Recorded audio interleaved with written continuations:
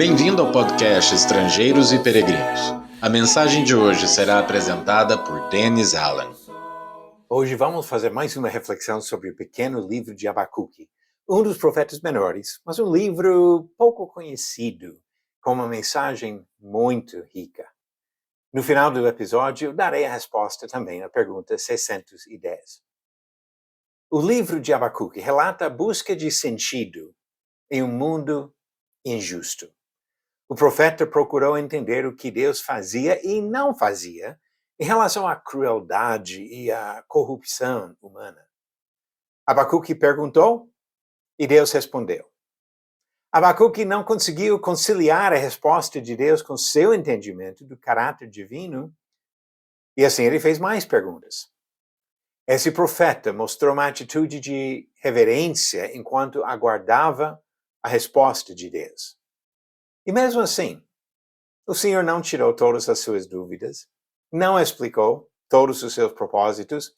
Abacuque entendeu que Deus não tem obrigação de se justificar para suas criaturas. E que talvez ele não veria o acerto de contas que ele pedia.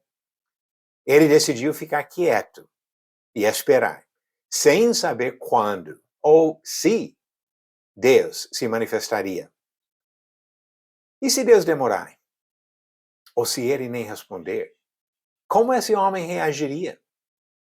A resposta dele nos ensina uma lição importante. Diz em Abacuque capítulo 3, começando no versículo 17, ainda que a figura não floresça, nem haja fruto na videira, ainda que a colheita da oliveira decepcione, e os campos não produzam mantimento, ainda que as ovelhas desapareçam do aprisco, e nos currais não haja mais gado, mesmo assim eu me alegro no Senhor e exulto no Deus da minha salvação. O Senhor Deus é minha fortaleza. Ele dá aos meus pés a ligeireza das corças e me faz andar nas minhas alturas.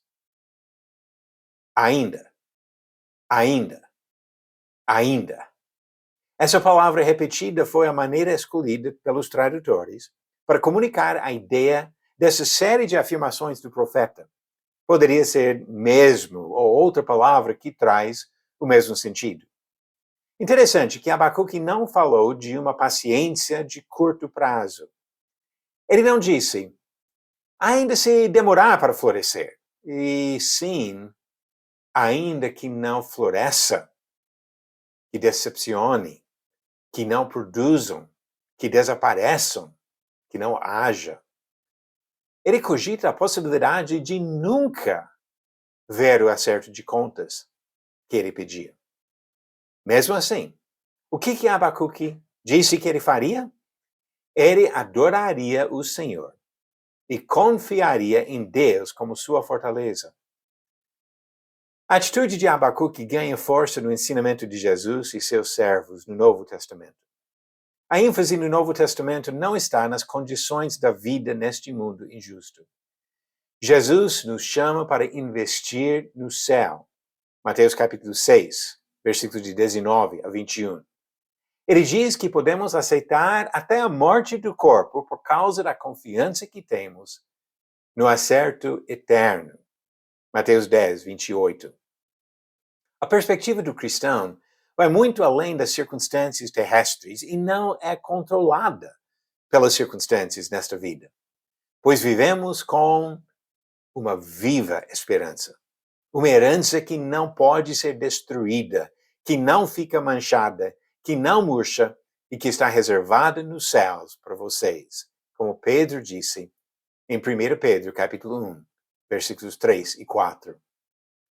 Deus não tem obrigação de responder a todas as nossas petições. Ele não tem obrigação de explicar ou justificar seus atos. Mas ainda que não encontramos respostas, vamos adorar ao Senhor. E agora a resposta à pergunta 610. Qual apóstolo disse que o rei Saul reinou durante 40 anos? Uma informação que não encontramos no Antigo Testamento, mas nas palavras de um desses apóstolos. Alternativas: A. Paulo, B. Pedro, C. Tiago ou D. Mateus. A resposta certa vem de Atos capítulo 13, versículo 21. A alternativa A. Paulo. Em um discurso em Antioquia da Pisídia, Paulo disse: então eles pediram um rei, e Deus lhes deu Saul, filho de Quis, da tribo de Benjamim, e isto durante 40 anos. E a nova pergunta: qual festa dos judeus teve sua origem na história de Esther? Alternativas: A. Páscoa, B. Pentecostes, C. Purim ou D. Tabernáculos. A resposta no final do próximo episódio. Nós todos temos dúvidas procurando compreender a justiça de Deus, mas nem sempre encontramos respostas.